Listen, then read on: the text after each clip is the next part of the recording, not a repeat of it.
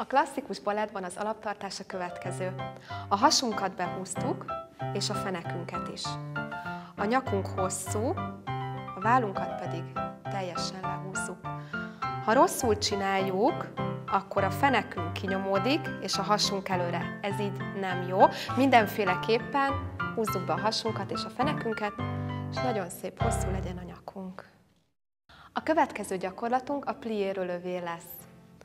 A pliénél egy kis térthajlítást végzünk, átnyújtjuk a lábat.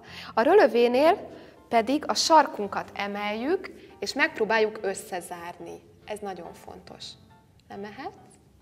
Még egy plié, nyújt, rölövé, letesz a sarok.